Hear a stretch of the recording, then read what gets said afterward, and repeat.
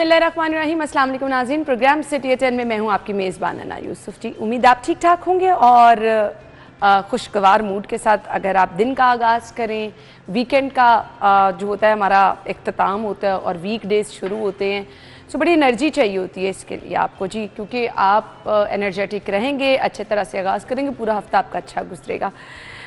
Plan करें अपनी चीज़ों को अच्छे तरीके से, ताकि आप रिजल्ट भी अच्छे पा सकें। जब आप वक्त करते हैं, चीज़ों को प्लान करके करते हैं, तो बहुत सारी चीज़ें अपने वक्त पर हो जाती हैं और उसका रिजल्ट भी अच्छा आता है जी। खबरों से आगाज़ करेंगे और इसके साथ साथ 11 बजे वाले सेगमेंट में हमारे मेहमान हमें ज्वाइन कर रहे हैं। आपकी बर्थडे वाला सेगमेंट भी शामिल करेंगे। हमारे रिपोर्टर्स हमारे साथ हैं, उनको प्रोग्राम में वेलकम करेंगे। और सबसे पहले कुछ गुफ्तगू कर लेते हैं जी कल के मैच के हवाले से।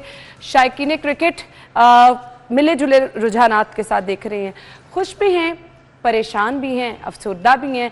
बट आपको पता ना, जब उम्मीदें आपने ऐसी लगाई हों तो फिर थोड़ा सा तो दिल बर्दाश्ता बंदा होता ही है। बट टीम को भरपूर अंदाज में सपोर्ट किया गया।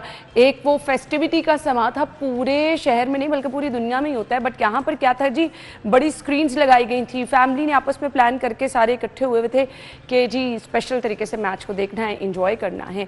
बट ओवरऑल मैच की सिचुएशन कैसी रही, उस पर थोड़ी सी डिस्कशन कर लेते हैं। शाहिद सिप्रा साहब और इमरान यूनुस साहब ने ज्वाइन किया। अस्सलाम वालेकुम। शाहिद सिप्रा साहब, खुश हैं, परेशान हैं या मिले जुले रुझानात हैं? देखिए, बिस्मिल्लाहिर्रहमानिर्रहीम।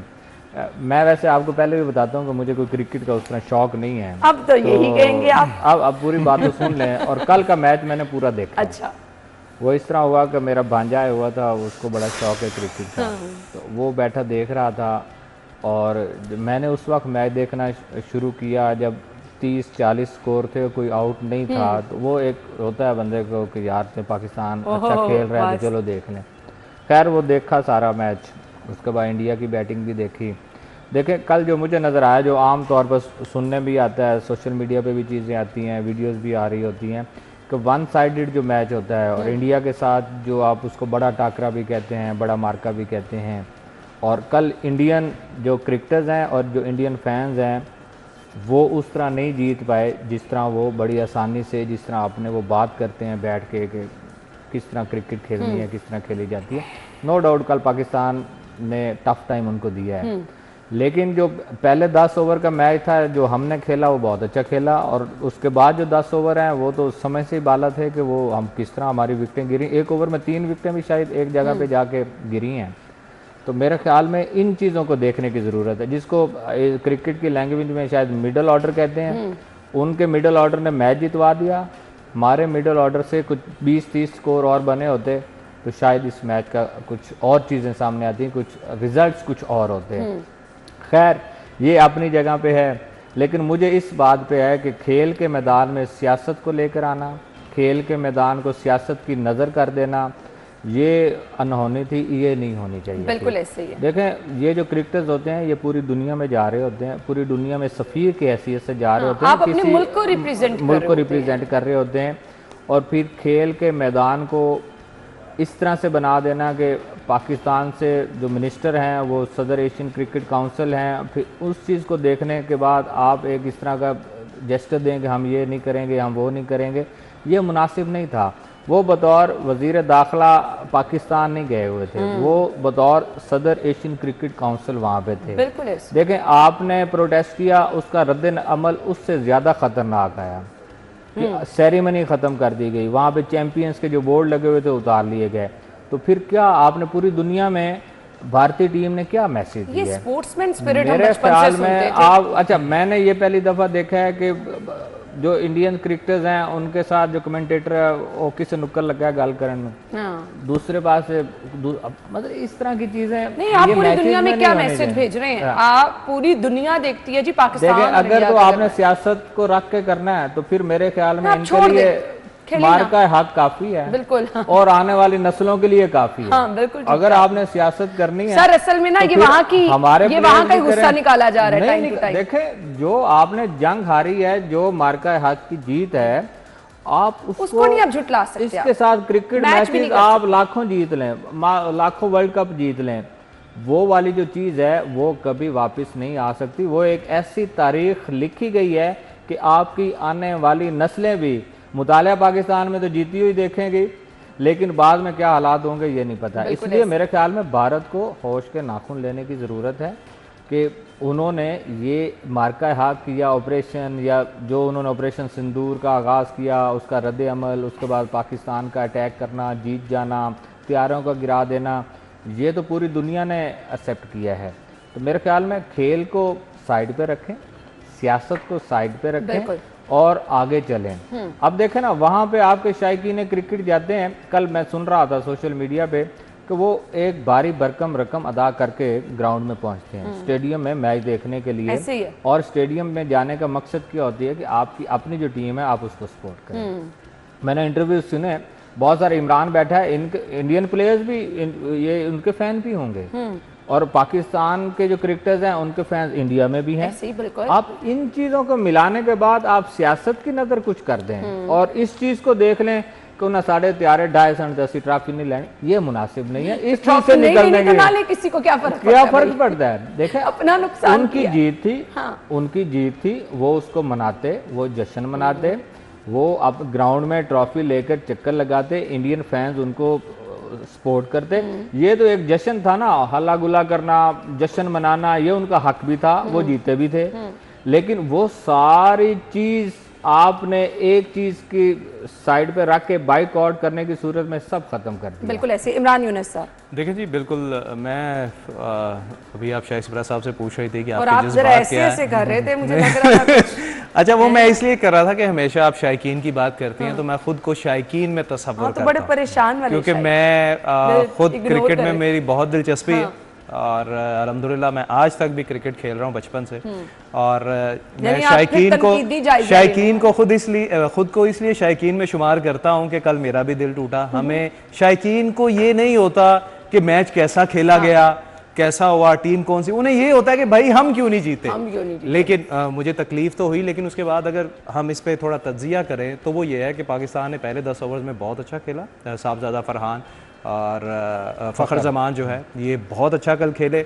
हाँ, उसके बाद जो है चूँकि स्कोर नज़र आ रहा था कि हम 200 जो है वो इजीली कर लेंगे, 200 तक पहुंच जाएंगे, कमेंटेटर भी यही कह रहे थे, और जो उस वक्त की सिचुएशन थी हमारी टीम की वो भी यही नज़र आ रही थी कि हम 200 का टारगेट जो है वो इजीली जो है वो स्क्रीन पर ले आएंगे। लेकिन फिर ये हुआ कि जल्दबाजी में हमारे जो प्लेयर्स थे कल, वो बहुत जल्दबाजी में, जो हमारा जिस तरह शायद सिपरा बात करें कि मिडिल ऑर्डर जो था वो बहुत जल्दबाजी में खेला, और फिर वो एक ओवर में 3-3 विकेटें जो हैं वो भी गंवाई। लेकिन एक ख़ास बात जो कि हमारी ख़बर में भी डिस्कस की गई है कि हमारे जो साहबजादा फरहान है, बुमराह जो है भारतीय फास्ट बॉलर, ये दुनिया का वर्ल्ड नंबर 1 बॉलर है। अच्छा। और साहबजादा फरहान जो है ये दुनिया का पहला बैट्समैन है जिसने इसको 3 छक्के मारे हैं। इसको आज तक किसी ने एक ओवर में 3 छक्के नहीं मारे, लेकिन साहबजादा फरहान ने कल इसको 3 छक्के जो है वो मारे, और फिर उन्होंने उसको एंड पर ले गए कि भाई इसकी बुमराह को जो है वो एंड पर ले जाते हैं। लेकिन कल का मैच जो है, देखें, एशिया की बेहतरीन टीम जो है वो नो डाउट भारत है, लेकिन कल भारत को 146 का हदफ जो है वो पहाड़ नजर आ रहा था, वो भी पाकिस्तानी टीम के साथ, जिसको वो अंडर एस्टिमेट करते हैं। और जो कैप्टन है भारत के, उनसे जब पिछले मैच में पाकिस्तान हारा तो उन्होंने वहां पर जर्नलिस्ट ने क्वेश्चन किया कि जी पाकिस्तान के साथ आपका जो है वो कड़ा मुकाबला होगा। उसने कहा जी पाकिस्तान के साथ हमारा कोई मुकाबला ही नहीं है। क्यों? क्योंकि हम तो हमेशा जीतते हैं, ये कोई हरीफ नहीं है हमारा। लेकिन आप ये देखें कि कल कैसे उनकी ओपनिंग जो है वो टूटी, कैसे वो उनकी धड़ाधड़ विकेटें जो हैं वो गिरी। लेकिन फिर वो नो डाउट किसी एक ने तो जीतना है, किसी एक ने हारना है। लेकिन यहाँ पर मैं ज़रूर ये बात करना चाहूँगा कि इंडिया ने अपने ऊपर छाप लगवा ली है कि ये क्रिकेटर नहीं है, ये खेल नहीं खेल सकते, ये इनमें स्पिरिट है ही नहीं। आपको पता है कि क्रिकेट में सबसे बड़ी जंग किसकी होती है? ना पाकिस्तान अफगानिस्तान की, ना इंडिया अफगानिस्तान की, ना पाकिस्तान भारत की। सबसे बड़ी जंग होती है एशिया सीरीज में ऑस्ट्रेलिया की और इंग्लैंड की।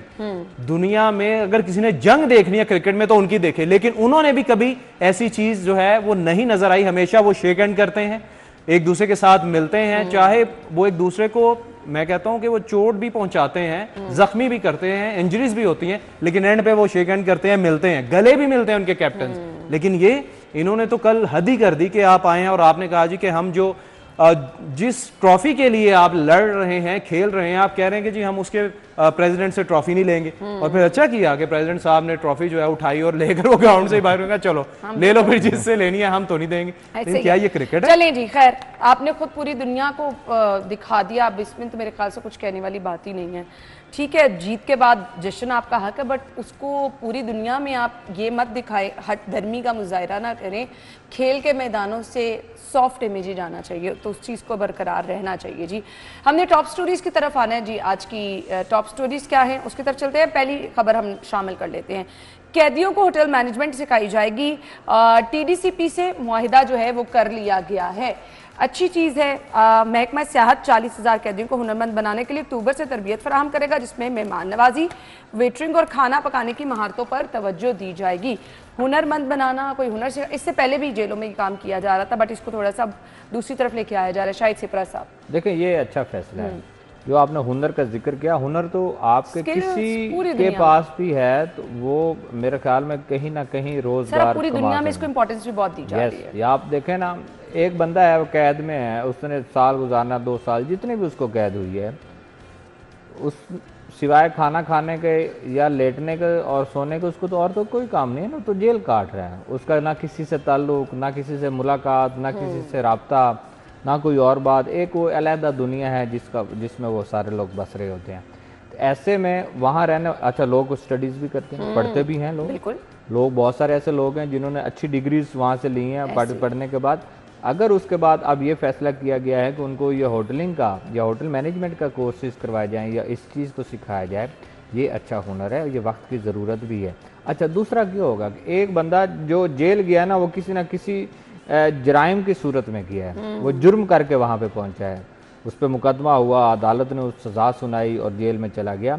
अगर दूसरी लाइन पे उनको लगाएंगे तो जराइम पेशा जो लोग हैं उनके जहन तब्दील होंगे। हमारे यहाँ सबसे पहले बात ये की जाती है कि जुर्म की दुनिया में जो नौजवान कदम रख रहा है उसकी बुनियादी वजह महंगाई और बेरोज़गारी है।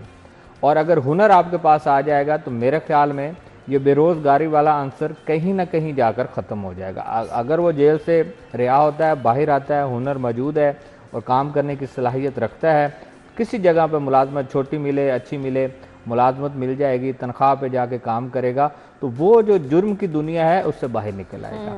तो मेरे ख्याल में एक तो नफ्सियाती तौर पे होता है कि इन लोगों को, जो जराइम पेशा लोग हैं, इनको जो माजी है, जो तलख यादें हैं, तलख चीज़ें हैं, उनसे इनको निकाला जाए। दूसरा, मुस्तकबिल में अगर वो माशरे में आए तो बेहतर तरीके से आपने सारी बात है ना, आपको फिर एक कुछ ऐसी चीज़ सिखा दी जाए कि बाहर आके दोबारा से आप उन चीज़ों से मुकम्मल तौर पर दूर हो जाए। इमरान यूनुस, देखिए, अगर आपने माशरे से जुर्म का खात्मा करना है और जो जराइम पेशा अफराद हैं उनको किसी हद तक माशरे का फ़ाल रुकन बनाना है, तो मेरे ख्याल से ये बेहतरीन पॉलिसी महकमा सियाहत की जानिब से इंट्रोड्यूस करवाई गई है। इससे नो डाउट बहुत ज़्यादा फ़ायदा होगा। जिस तरह शायद सिप्रा ने कहा है कि इस वक्त जराइम की ज़्यादातर शरह जो है वो महंगाई और बेरोज़गारी की वजह से लोग जो हैं वो इस तरफ आते हैं। जब ऑब्वियसली वो कैद बामुशक्कत काट रहे हैं या दूसरी कैद काट रहे हैं, तो वहाँ पर जब उन्हें होटल मैनेजमेंट का कोर्स करवाया जाएगा, नो डाउट ये होटल मैनेजमेंट का कोर्स जो है ना, ये ना सिर्फ मुकामी तौर पर बल्कि बैनुल-अक़वामी सतह पर भी बहुत ज़्यादा इंपॉर्टेंस है इसकी। नो डाउट अब बात यह है कि अगर किसी ने MPhil PhD किया है, तो अगर आप किसी भी दूसरे मुल्क के लिए अप्लाई करते हैं तो वो आपसे ये नहीं पूछते कि आपने कर क्या रखा है, आपके पास डिग्री क्या है, वो ये देखते हैं आपके पास हुनर क्या है आपके पास।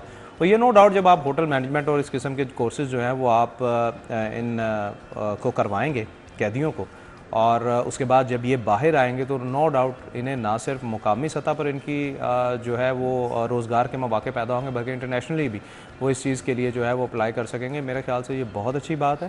वैसे भी जो है तरबीती मराकज़ तो जेलों में मौजूद हैं, लेकिन वहाँ पर तरबियत किस किस्म की दी जाती है उसका हम यही बात कह सकते हैं कि कोई फ़ायदा जो है वो हमें नज़र इसलिए नहीं आया क्योंकि बेशतर कैदी जब भी पुलिस पकड़ती है तो जो डिटेल मीडिया के सामने शेयर की जाती है उसमें ये बताया जाता है कि ये इतनी बार जेल जा चुका है, ये इतनी बार ये जुर्म कर चुका है, तो हमें उस तरबीती मराकज़ का कुछ इस किस्म का फ़ायदा जो है वो नज़र नहीं आता। लेकिन जब आप उनको इस किस्म के कोर्सेज करवाएंगे कि जब वो जेल से बाहर आएंगे और फिर ना सिर्फ अपने लिए रोजी रोटी कमा सकेंगे बल्कि अपनी फैमिली के लिए भी जो है वो बेहतर रोजगार, जी बिल्कुल, किरदार वो अदा कर सकेंगे। तो ये चीज़ बहुत अच्छी है। अगली खबर की तरफ हमने आना है जी, पहले ब्रेक ले लेते हैं, ब्रेक के बाद आएंगे श्रीविदास।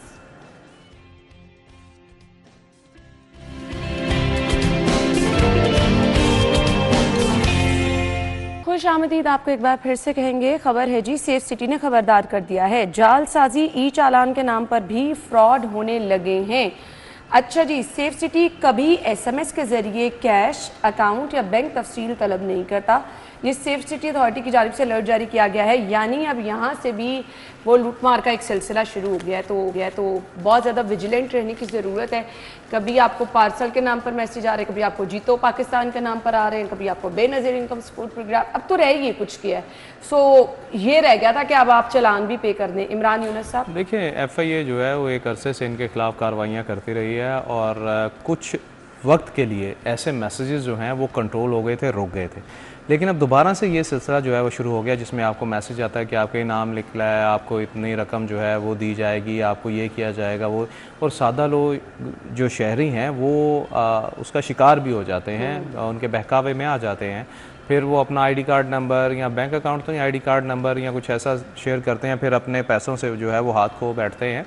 तो अब ये देखें कि वो उन्होंने पहले तो आम लोगों को वैसे वो यूटिलाइज़ करते थे, यूज़ करते थे फ्रॉड के लिए, लेकिन अब वो जो सरकारी महकमे हैं उनके नाम से लूटना शुरू हो गए हैं कि सेफ सिटी जो है अब हर कोई, सबको ये पता है कि ऑनलाइन इसका चालान जो है वो आता है और ऑनलाइन पे कर दिया जाता है।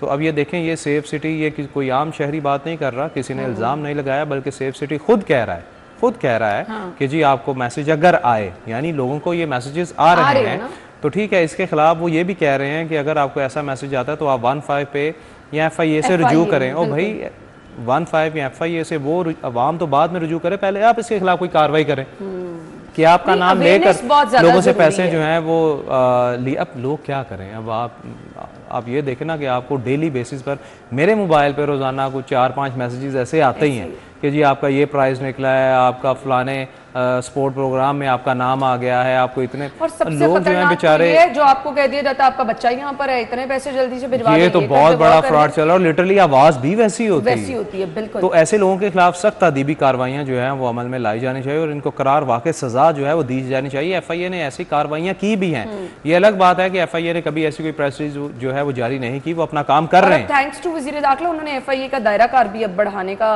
जो है वो प्लान कर लिया ताकि इस तरह के लोगों का सदेबाप किया जा सके। शायद से प्रेस देखें, सबसे पहली बात तो यह है कि ये जो हम सारिफ हैं, जो आम लोग हैं, हमारा बैंक से डाटा किसने लीक किया?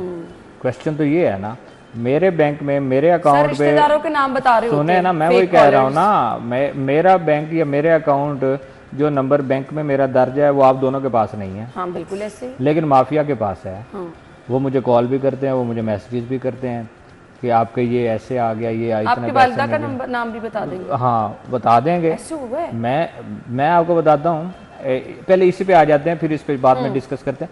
देखें, ई चालान और ये सेफ सिटी का इस वक्त ये चीज़ चल रही है ना, अच्छा होता ही है कि माफिया जो चीज़ चल रही होती है उसमें अपना आके आप किरदार अदा करता है, लूट मार वहाँ से शुरू करता है। आप देखें, हर चौक चौराहे में ट्रैफिक वार्डन्स मौजूद हैं, ज़्यादा चलान है कि उनको 15 की कॉल मसूल हो रही है, वो आपको रोक रहे हैं। अदरवाइज आप सिग्नल पर खड़े होते हैं, ट्रैफिक चलाना तो उनका बुनियादी काम अब रहा है नहीं है ना। सिग्नल पे आपने गाड़ी खड़ी की है, वो अपने जो लगाएंगे डिवाइस, उसमें देखेंगे अगर गाड़ी का चलान आ रहा है, 2-3 गाड़ियां वो उसी सिग्नल पे खड़े ही चेक हो जाती हैं, वो चेक करके वो साइड पे लगाएंगे उनको। ये बहुत अच्छी बात है, ठीक है, आपने एक टारगेट सेट कर लिया हुआ पहले कि हमने इतने के चलान करने हैं तो वो हो जाएंगे। बात करने का मकसद ये है कि जिस तरह इमरान ने कहा कि सेफ सिटी अथॉरिटी गवर्नमेंट का इदारा है, लोगों को जो लोगों का मुहाफिज है, तहफ़्फ़ुज़ फराहम करने के लिए है। अगर उनकी ऐप्स के साथ या उनके जो लोग हैं, जो सार्फिन हैं, उनके साथ इस तरह का हो रहा है तो सबसे पहले तो आप टेकअप करें ना। आप FIA के पास सेफ सिटी जाए कि हमारे जो पैसे हैं जो हम लोग चलान कर रहे हैं उसके अंदर एक माफिया मुतारिक हो गया, वो इस तरह हमारे सार्फिन को नुकसान पहुंचा रहा है, तो FIA उस पर कार्रवाई करे। होगा ऐसा, आम सारिफ को मैसेज आ जाएगा, आम जो सादा लोग हैं। अच्छा, एक और भी आजकल जो हमारा ज़्यादा हो गया, उसमें हम लोग भी शामिल हैं। पहले एक दौर होता था कि बैंक्स में हम लोग जाया करते थे जी, बिल जमा होना है, कुछ चीज़ें हैं जाके रसीद लेनी है, आप मोबाइल में हर चीज़ आपने यहीं रखनी है, आसानी पैदा कर ली हुई है कि मोबाइल से ही सारा कुछ हो। इसलिए लोग जो है हिट करते हैं यहाँ पर आके कि इस तरह हो जाए। मैं आपको एक वाक़या इसलिए सुना रहा था कि मुझे फेसबुक से एक मैसेज आता है कि दोस्त मेरे रिटायर्ड हो गए, चीफ इंजीनियर थे, कि मैं किसी मुल्क में हूँ तो और मेरा जो मुझे पैसों की ज़रूरत है, इतने डॉलर जो है ना ट्रांसफ़र कर दो। तो मैंने उसको रिप्लाई किया, मैंने जवाब दिया। अच्छा, अब मेरे साथ और दोस्त भी थे, मैंने उनसे पूछा, मैंने कहा ये क्या चल रहा है? कहते हैं इनसे कहें कि आप पासपोर्ट जो है ना उसकी तस्वीर भेजें तो हम आपको ट्रांसफ़र कर दें। माफिया ने पासपोर्ट की तस्वीर भेज दी। अच्छा, पासपोर्ट की तस्वीर आ गई। जब पासपोर्ट की तस्वीर आई तो फिर मैंने उनको भेजा अपने दोस्त को, मैंने कहा ये तो आप व्हाट्सएप किया, मैंने कहा ये आपका डाटा जो है वो लगता है हैक हो गया, सारी चीज़ें निकल गई हैं, तो ये देखें। तो अल्टीमेटली वही हुआ था कि वो खुद नहीं थे, वो एक माफिया ऑपरेट कर रहा था जिनके पास उनके पासपोर्ट की कॉपी भी थी। ये देखें कि इससे ज्यादा क्या हो सकता है। आप रीचेक करने के लिए कह सकते हैं ना कि फलां चीज भेज दें, फलां चीज भेज दें। CNIC तो आपका मामूल में यूज हो रहा था, वो तो कहीं से मिल सकती है। ऐसे ही है। आपका पासपोर्ट तो सिवाय आपकी इमिग्रेशन के या और किसी के पास नहीं है। या आपने कहीं अप्लाई किया तो उसके बाद या आपके पासपोर्ट के पास है, या आपके जो FIA इमिग्रेशन उसके पास, अदरवाइज तो किसी जगह पे नहीं। इसलिए मेरे ख्याल में ये जो माफिया है इसको लगाम देने की जरूरत है। अच्छा, फिर इनका ये है ना कि ऑपरेट बाहर से हो रहे हैं। बिल्कुल ऐसे यहाँ बैठ के नहीं, यहाँ बैठ के ये करते ही नहीं है काम, नंबर्स बाहर के यूज कर रहे नंबर बाहर के। ये हमारे एक रिपोर्टर हैं न्यू के, आमिर अब्दुल्ला न्याजी, ये हमारे रिपोर्टर थे। ये दुबई में अब रियल एस्टेट का काम करता है। इसके फेसबुक से, उसका ओरिजिनल फेसबुक है, लेकिन उन्होंने उसका जो मैसेंजर है वो हैक किया हुआ है, और उसने मुझे ये मैसेजेस किए हुए हैं 2 रोज़ कबल कि जी मैं आपको कुछ पैसे भेज रहा हूँ अमानत के तौर पे, मैं हफ्ते बाद वापस आऊँगा तो मैं आपसे ले लूँगा, इतनी बड़ी अमाउंट मैं साथ नहीं ला सकता। तो ये जब मैंने पता लगाया तो वो कहता जी फेसबुक अकाउंट तो मैं यूज़ कर रहा हूँ लेकिन मैसेंजर मेरा हैक हुआ हुआ है, और ये उसके मैसेजेस जो हैं ये आए हुए हैं। ये कल रात तक मुझे मैसेजेस आ रहे हैं। अंदाजा करें कि वो कह रहा जी अपना अकाउंट नंबर शेयर करें, मैं आपको इतने। मेरे ख्याल से जिसको ये मैसेजेस भेजे जाते हैं ना वो भी रिस्क पे होता है, उसका अकाउंट भी हैक होता है। अगर आप बात करनी शुरू कर दें तो उतने रिस्क पे आप होते हैं। अगर अब आपका कोई बहुत करीबी दोस्त है आप तो उसको जवाब दे देंगे। आप इससे पहले सम टाइम अगर कोई परेशानी वाली बात है आप एकदम से रिप्लाई कर दें, अगले बंदे से आप कंफर्म ना करें तो चलें जी आप भी उस चीज के जो है वो। अच्छा, वो कॉल करेंगे और आवाज भी बिल्कुल मैच हुई होती है कि आप पहचान नहीं सकते। अब ये AI के कमालात यहाँ पर भी आना शुरू हो गए ना, वो नुकसान की तरफ हमें। मेरे ख्याल में ये आगाही अपनी जगह पे है, लोगों को खुद अब जिम्मेदारी का मुजाहिरा बहुत ज्यादा विजिलेंट होने की जरूरत है जी। अदरवाइज ये चीजें जो है ना किसी अगर आपको एकदम से कोई ऐसी कॉल आ रही है, कोई मैसेज आ रहा है, उसको बार बार 2-3 तरह से रीचेक करें ताकि किसी बड़े धोखे से आप महफूज रह सके। ब्रेक के बाद आपको ज्वाइन करेंगे, स्टे विद अस।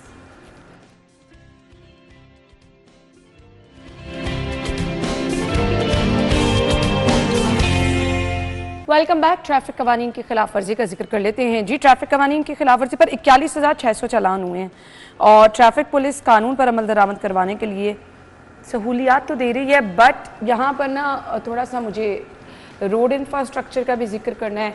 बहुत जगहों पर इशारे स्टिल ख़राब हैं, बहुत जगहों पर, लेकिन सबसे ज़्यादा कसूर जो है ना मेरे ख्याल से रोड यूज़र्स का है। बीइंग अ ड्राइवर मैं ये चीज़ बड़ी नोटिस करती हूँ कि बाइक वाले तो तौबा तौबा तौबा, क्योंकि आजकल फिरोज़पुर रोड से ज़्यादा आना जाना हो रहा है। तो फिरोज़पुर रोड पे तो मैं कहती हूँ बाइकर लेन तो एक साइड पे बहुत बुरे हालात हैं।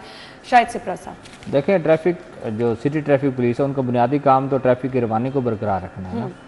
वो आपको कहाँ नजर आते हैं रखते हुए? नहीं, अब ये तो ना कहीं शायद से मुझे बता दें, नजर ही नहीं आते हैं। नहीं, आप नजर आते हैं ना, मौजूद तो होते हैं। नहीं, काम करते आपको पीक टाइम में कहाँ नजर आते हैं? बता दें मुझे, आप बता दें। मौजूद होते हैं। आप जहाँ जाती हैं आपने बेटी को पिक करने, क्या हालात होते हैं वहाँ? ट्रैफिक तो बहुत होती है। अब पीक टाइम तो वही है, स्कूल्स की छुट्टी का टाइम है, गाड़ियों की लंबी कतारें लगी, कोई सुन भी नहीं रहा होता माजरत के नहीं साथ। सुनेगा कोई नहीं सुन रहा होता। मेरे जिधर से मना करें वहां पे लोग गाड़ियां लेके जाते हैं। मैं वही कह रहा हूँ ना, हम लोग तो सारा दिन फील्ड में होते हैं ना। आप 1 बजे से लेकर 3 बजे तक क्या हालात होते हैं, फिर शाम 5:30 बजे से लेकर 7 बजे तक क्या हालात होते हैं। फिरोजपुर रोड पे चले जाएं, आप जिस मर्जी जेल रोड पे चले जाएं, शाम 5 बजे का जो जिक्र कर रहे हैं, मुल्तान रोड पे चले जाएं, आपको किसी जगह मुसलसल जैम नजर आती है। अब ये 2 या 3 घंटे या 3 घंटे मैक्सिमम बनते हैं ना। 8 घंटे अगर आप ड्यूटी कर रहे हैं, ट्रैफिक वार्डन से ले रहे हैं, तो उसमें से 3 घंटे आपने ट्रैफिक की रवानी को चलान करना, बरकरार रखना। उसके बाद बाकी आप जो मर्जी चलान करें। अब तो आपके पास ई चलान का भी आ गया, बड़ा ईजी है कि आप उसको सीट बेल्ट नहीं लगी लगा लें, ठीक है, अच्छी बात है। वायलेशन हो रही है करें, आपकी लेन की वायलेशन हो रही है, ठीक है, उस पर करें। लाइन की वायलेशन हो रही है, उस पर करें। ये सारी चीज़ें बहुत अच्छी हैं ट्रैफिक को मुनज़्ज़म करने के लिए। लेकिन मेरे बात करने का मकसद ये है कि लोगों को जब आपके स्कूल्स का टाइम है, यूनिवर्सिटीज़ का, स्कूल्स का टाइम है, उसके बाद दफातर का टाइम है, इन औकात में अगर ट्रैफिक वार्डन ट्रैफिक की रवानी को बरकरार नहीं रखते और ट्रैफिक चलाने में नाकाम ठहरते हैं, तो फिर मेरे ख्याल में ये चलान और ये सब सेकेंडरी हो जाते हैं। आपकी बुनियादी जिम्मेदारी तो क्या है कि आप लोग ट्रैफिक को चलाएं, लेकिन इन औकात में नहीं नजर आता। अच्छा, एक और बात भी होती है कि बहुत सारे ऐसे स्कूल हैं जहां पर आपकी सर्विस जो लाइन है वो आपकी टोटल ब्लॉक होगी। अगर स्कूल मेन पे है तो एक गाड़ी आपकी लाजमी पार्क होगी उस लाइन पे, एक पूरी आपकी लेन गई उसकी वजह से। ये मसाइल ज़रूर एग्जिस्ट करते हैं, लेकिन ये कह देना कि आप उस टाइम पे ट्रैफिक नहीं चल, जे रोड आज तक सीधा हुआ है, मार रोड, ये तो आपके मेन रोड्स हैं। इवन केनार रोड उस वक्त नहीं चल रहा होता उस तरह। आपने मुल्तान रोड का जिक्र किया, समनाबाद, ये सारे दाता दरबार वाली साइड पर देख लें, सर्कुलर रोड, शाह आलम, ये सारी चीजें इंफ्रास्ट्रक्चर आप इंफ्रास्ट्रक्चर इससे ज्यादा आप ये रोड में इससे ज्यादा क्या करेंगे? आपने उसको सिग्नल फ्री भी कर दिया, उसके बाद आपकी कैनाल पूरी सिग्नल फ्री है, फिरोजपुर रोड सारा सिग्नल फ्री है।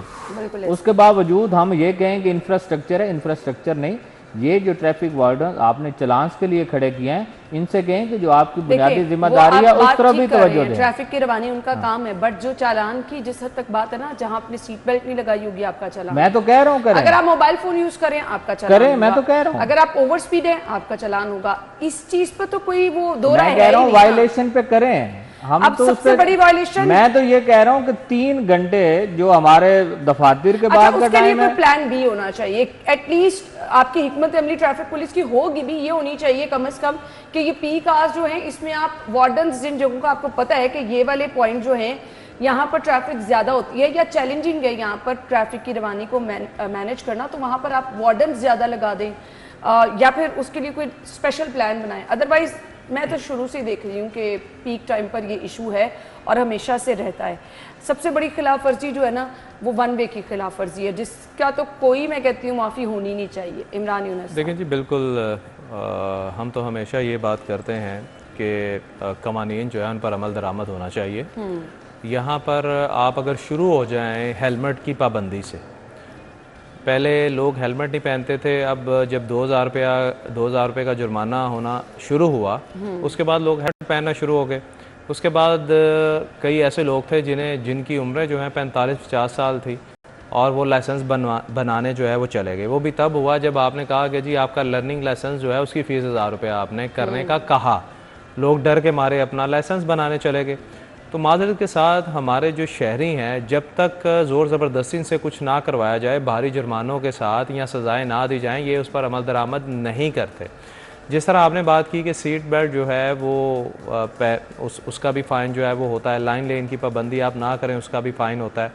अब आप सेफ सिटी के हवाले से बात करें, अब सेफ सिटी जो है ये सीट बेल्ट ना पहनने पर चालान कर रही है। और हमारे अपने एक रिपोर्टर हैं, वो मुझे उस दिन दिखा रहे थे कि जी 21 चालान हो गए हैं उनके एक हफ़्ते में। तो मैंने कहा ये कैसे हो गए?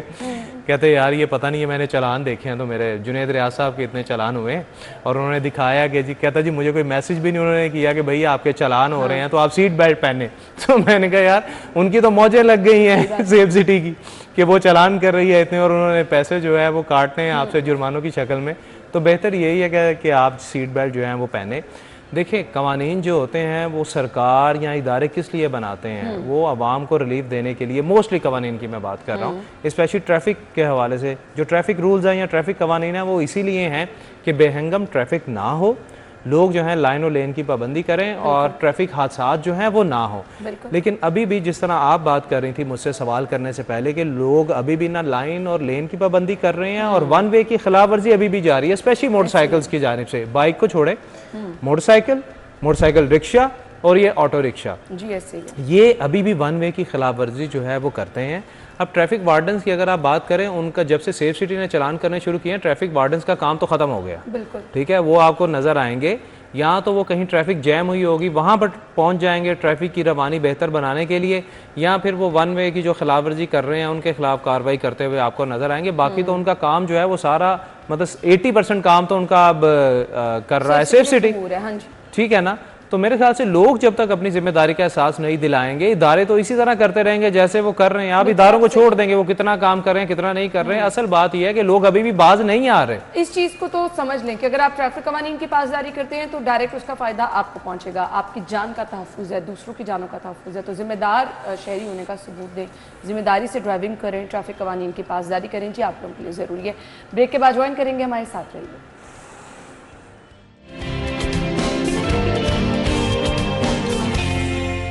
Welcome back once again. अब कुछ बात कर लेते हैं जी। दुकानदार महंगे दामों सब्जियां और फल फरोख्त कर रहे हैं। ओपन मार्केट में सरकारी रेट लिस्ट पर अमल दरामद चैलेंज बन गया है। शायद सिपरा साहब, सब्जियां और फल महंगे हैं कि सस्ते हैं?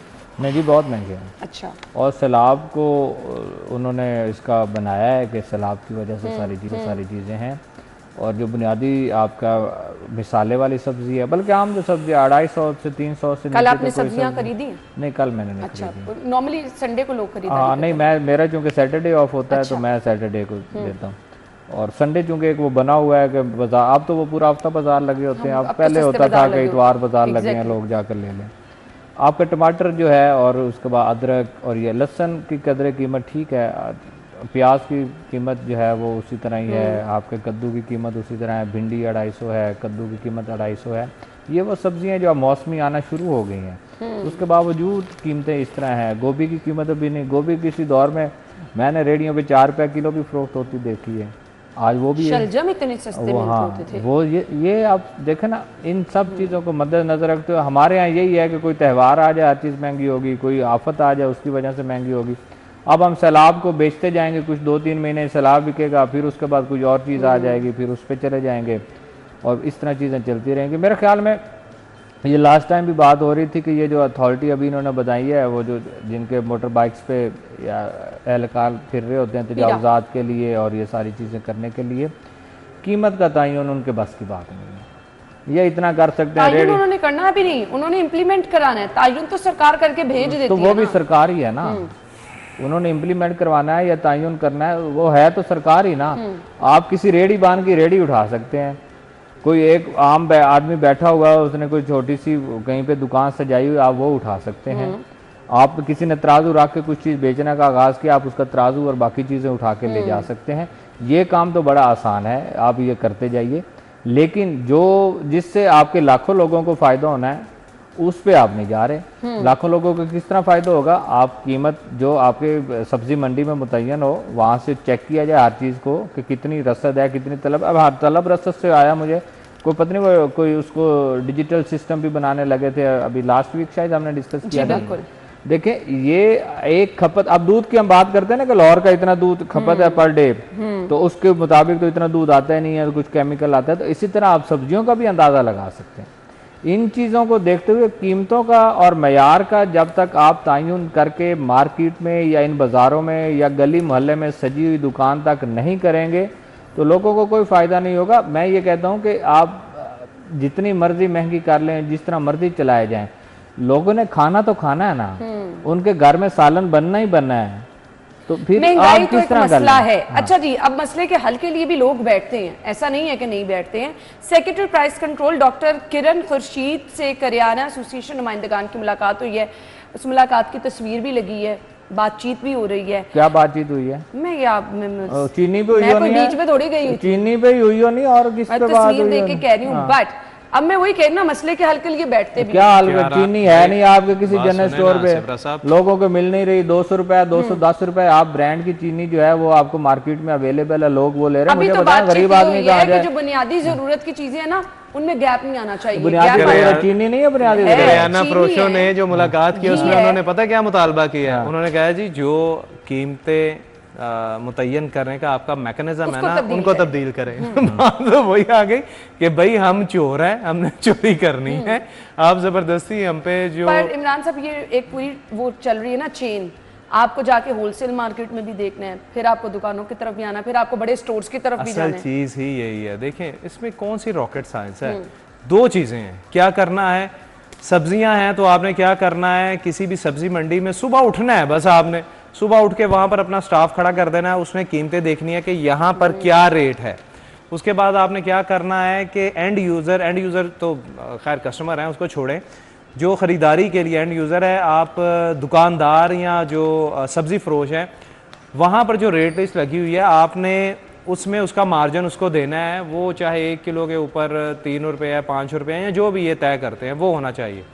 दरमियान में जो मिडल मैन है ना, असल वो कमाता है, ठीक है, और आप उसके खिलाफ कोई एक्शन नहीं लेते, कोई कार्रवाई नहीं लेते। देखें, जब आपने एक रेट निकाल दिया कि भाई मंडी में इतना रेट है और इतने का बिकेगा, ठीक है, आपने किसी को हलाल उसका जो मुनाफा है, जायज़ मुनाफा है, वो दे दिया। अब जो सब्ज़ी फरोश है या करियाना मर्चेंट है, वो क्या कहेगा कि जी मिडल मैन जो है ना, उसने इतने पैसे ले रहा है, हमें नहीं कुछ बच रहा। तो फिर सरकार जो है ना, वो जवाबदेह है कि मिडल मैन का रोल जो है वो ख़त्म करना है। सरकार जो है वो क्या करती है कि गली मोहल्लों में जाके, बाजार मार्केट में जाके जुर्माने तो कर देती है, लेकिन वो मिडल मैन तक नहीं पहुंचती। कभी आपने ये सुना है कि जी सरकार ने एक्शन लिया और मिडल मैन को गिरफ्तार किया, वो उसको जुर्माना किया, वो उसके खिलाफ FIR का इंदराज करवाया? नहीं होता, दुकानदारों के खिलाफ होता है, ठीक है। दुकानदार जो है, हम नो डाउट कुछ दुकानदार हैं जो अल्लाह माफ़ करे ग्राम फरोशी करते हैं, लेकिन कुछ जो जेन्युइन करते हैं, जो जेन्युइन चीजें फरोख्त करते हैं, वो भी रोना रोते हैं कि भाई मिडल मैन को क्यों नहीं पकड़ते आप। और इनका एक करियाना स्टोर्स का एक बहुत बड़ा इश्यू है, होर्डिंग्स करती हैं, जखीरा अंदोजी अच्छी खासी कर लेते हैं, चीज़ें महंगी होने का इंतजार करते हैं। तो यहाँ से तो सबसे पहले ये चीज़ें जो है ख़त्म करने की बहुत ज़्यादा ज़रूरत है। बाकी रोज़ाना की बुनियाद पर मॉनिटरिंग की जा रही है, डॉक्टर किरण खुर्शीद साहिबा ये कह रही हैं। तो मॉनिटरिंग तो 2008 में भी हम ये खबरें दिया करते थे, और जो प्रेस रिलीज जारी की जाती थी सिटी डिस्ट्रिक्ट गवर्नमेंट से, तब सजाद अहमद भुट्टा जो हैं वो हुआ करते थे DC लाहौर, उनकी जानिब से ये प्रेस रिलीज जारी की जाती थी, और वहाँ लिखा होता था कि प्राइस कंट्रोल मजिस्ट्रेट जो हैं वो कीमत को चेक एंड बैलेंस रख रहे हैं, देख रहे हैं। यही हेडलाइन 2008 में थी, यही अब हमें मिल रही है। तो फायदा क्या है? अवाम तो वही है, अवाम अभी भी चीज़ें जो हैं वो महंगे दाम कह रहे हैं कि अशिया ज़रूरिया की फराहमी को यकीनी बनाया जाएगा। अशिया ज़रूरिया में क्या है? रोजमर्रा इस्तेमाल की चीजें, आटा है, चीनी है, आपका टमाटर जो है ना, टमाटर कल 300 350 बिका है, कद्दू जो है वो 400 रुपए किलो बिका है, सब्जी है 400 रुपए किलो है। आप ये देखें 2000 रुपया तो आपका करियाना स्टोर जिसने बनाया है ना, उसके पास सारी चीजें होती हैं, ये इनको ज़रूरत नहीं है उस पर यकीनी बनाने के लिए। उसको पता है कि गाहक जिसने आना है, मैं उसको सारी चीज़ें मौजूद होंगी। आप चीनी को यकीनी बनाए ना, आप आटे का जो कीमत आपने मुकर्रर किया उसके मुताबिक आटे की फराहमी को यकीनी बनाए, फिर समझ आती है। ये दो चीज़ों पे इस मीटिंग का फोकस होता तो समझ आती। बाकी देखें ना, आपकी चाय है, आपकी हल्दी है, आपकी लाल मसाला जात है, ये जो मार्केट से आने हैं, जो रेट है उसके मुताबिक ये फरोख्त होना है। इसमें गवर्नमेंट का क्या किरदार है? इसमें कोई किरदार नहीं है। गवर्नमेंट का सिर्फ एक चीज़ में किरदार है कि आटा और उसके बाद चीनी, जो आपके जिसमें माफिया आपके लोगों को घी भी शामिल घी भी उसमें कर ले। ये जो माफिया है वो आपको इस तरह करके लेफ्ट राइट करता है कि लोग उससे परेशान होते हैं। तो इन तमाम मीटिंग्स का फ़ायदा उस वक्त होगा जब आप इस चीज़ को यकीनी बना लेंगे कि मयार भी है और कीमत अल्लाह करे। ये तो हर रोज़ की बात भी रहेगी, तो बहुत मुश्किल है इस पर अमल दरामद होना। हमारे पास टाइम है कम है जी। कॉन्ट्रैक्टर्स की बिजली चोरी 1 करोड़ 28 लाख बिल चार्ज किया गया है। शायद सिप्रा साहब देखिए, ये डायरेक्ट सप्लाई थी, कोई प्लाजा और या इमारत बन रही थी, वहाँ पे जो कॉन्ट्रैक्टर था उसने लगाए हुए थे डायरेक्ट सप्लाई, वो पकड़ी गई है। वो 1.25 करोड़ का उन्होंने उनको डी बिल चार्ज किया, FIR भी दर्ज हो जाएगी।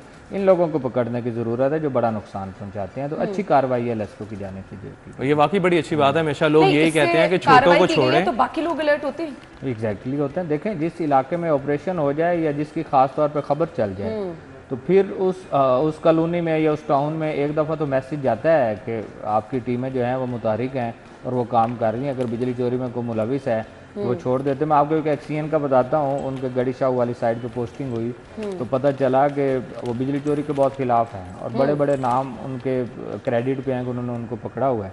तो एक रात में पता चला कि उस एरिया में, उस डिवीजन के एरिया में 450 बोगस मीटर एक रात में उतारा गया। अच्छा। सिर्फ उनके ऑर्डर होने के बाद 450 बोगस मीटर उतार लिया गया, सिर्फ ऑर्डर होने पर। चार्ज अगले दिन लेना है। इस तरह के ऑफिसर्स भी यहाँ पे मौजूद हैं जिनकी कार्रवाई, और जब उनकी ट्रांसफ़र हुई तो उसके बाद बहुत सारे चेयरमैन और बहुत सारे पॉलिटिकल लोगों के डेरों पे मिठाइयाँ और ढोल बजाए गए। फिर सेक्रेटरी ने नोटिस लिया और 6 घंटे बाद उन्हीं को दोबारा बहाल करके वहीं लगा दिया। ये चीज़ें एग्जिस्ट करती हैं। पॉलिटिकल इन्फ्लुएंस आप ख़त्म करें तो लोग पकड़ने के लिए राजी हैं। हमारे यहाँ ये होता है कि हम लोग कहते हैं कि साडा वाटर खराब हो रहा है जी, तुम ये कर रहे हो। बिल्कुल ऐसे ही भाई वो खजाने को नुकसान पहुंचा रहे हैं, आपकी जो सरकारी खजाने को नहीं, आपके पैसे को, आपके दिए हुए टैक्स मनी को वो चोरी कर रहे हैं और आप उन्हीं को फेवर दे रहे हैं। आप उनको कहते हैं जी साढ़े वार्ड खराब हो रहे हैं। ये वार्ड खराब होने वाले जो पॉलिटिशियंस है ना, ये जुमला खत्म करें तो सारी चीजें आसानी से। यानी हल जरूर है, लेकिन उसके लिए आपको दूसरे पहलू को भी देखना होगा। अगर आपने वोट ही लेना है, नुकसान अपने मुल्क को ही पहुंचाना है, बिजली चोरी नहीं रुक सकती। और ये वो लोग हैं जो कि बड़े बिजली चोर हैं, और ये वोट के नाम पर तो फिर डायरेक्ट कुंडे लगाकर भी आप बिजली चोरी कर रहे होते हैं। लोगों को पता होता है कौन कौन से पॉइंट है, लेकिन वहां कोई जा नहीं सकता क्योंकि वहां पर पॉलिटिकल इन्फ्लुएंस जो वो बहुत ज्यादा होता है। थैंक यू सो मच जी। हम ब्रेक और हेडलाइंस के बाद आएंगे। Stay with us.